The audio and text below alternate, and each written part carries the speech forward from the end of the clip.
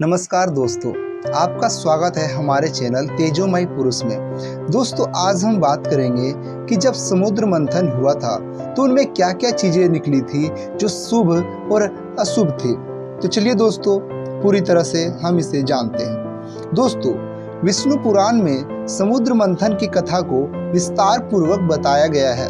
इसके अनुसार समुद्र मंथन सावन के महीने में ही किया गया है। समुद्र मंथन की कहानी और समुद्र मंथन से निकले अमृत कलश के बारे में कई लोग जानते हैं, लेकिन क्या आप जानते हैं कि समुद्र मंथन से निकली वो कौन सी चीजें थी जिन्हें मानव, देवता और सृष्टि के लिए उपयोगी नहीं माना जाता है। समुद्र मंथन की कहानी को लेकर कहा जाता है कि एक बार महर्षि दुर्वासा के श्राप के कारण स्वर्ग श्रीहीन यानी धन, वैभव और ऐश्वर्य से विहीन हो गया था। तब विष्णु जी ने देवताओं को असुरों के साथ मिलकर समुद्र मंथन का उपाय बताया।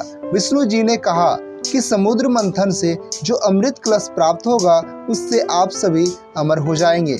इसके बाद वासुकी नाग की नेति बनाई गई और मंदाचन पर्वत की सहायता से समुद्र को मथा गया।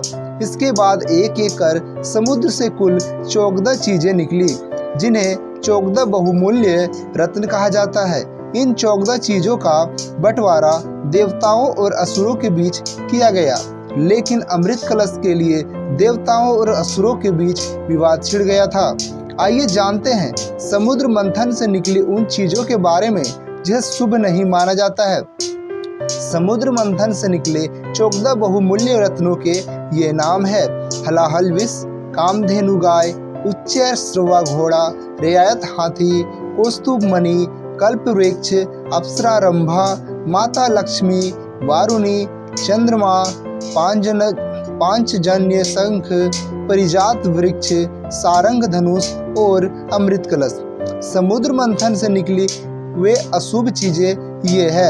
एक था हलाहल विष। समुद्र मंथन में सबसे पहले हलाहल विष निकला था। इस विष की ज्वाला इतनी तीव्र थी कि सभी देवता और दानव जलने लग गए। तब भगवान शिव देवता, दानव और समस्त सृष्टि की रक्षा के लिए इसे खुद पी गए, लेकिन विष की तीव्र जलन के कारण शिव जी का कंठ नीला पड़ गया और उनके शरीर का ताप बढ़ने लगा। इसीलिए शिव जी का एक नाम नीलकंठ भी पड़ा। विष की ज्वाला को कम करने के लिए सभी देवताओं और दानवों ने शिव जी को शीतल जल चढ़ाया। इसके बाद उनके शरीर का ताप और जलन कम हुआ। यही कारण है कि सावन में शिव जी का जलाभिषेक किया जाता है।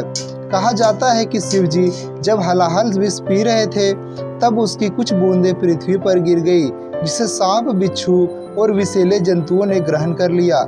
इस कारण ये जंतु जहरीले होते हैं। दोस्तों, दूसरा था वारुणी। वारुणी एक खास तरह की शराब या मदिरा है जिनकी उत्पत्ति समुद्र मंथन से हुई। जल से उत्पन्न होने के कारण इसे वारुणी कहा गया। देवता सुरापान करते थे और दानव मदिरा, इसीलिए विष्णु जी के आदेश पर यह दानवों को प्राप्त हुई। इसे लेकर यह भी कहा जाता है कि कदम्ब के फलों से बनाई जाने वाली इस मदिरा को वारुणी कहा जाता है। वही चरक संहिता में वारुणी को मदिरा एक ऐसा प्रकार बताया गया जिसका औषधि के रूप में प्रयोग किया जाता है।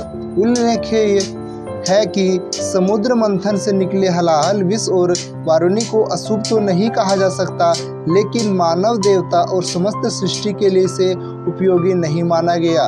इसलिए सृष्टि की रक्षा के लिए शिव जी ने स्वयं हलाहल विष ग्रहण कर लिया और वारुणी यानी मदिरा दानवों को दे दी गई। दोस्तों, इनमें जो भी बातें बताई गई है ये सारी मान्यताओं पर निर्भर करती है। दोस्तों, आपको ये जानकारी कैसी लगी कमेंट सेक्शन में जरूर लिखें। मिलते हैं आपसे अगले वीडियो में ऐसे ही नई जानकारियों के साथ।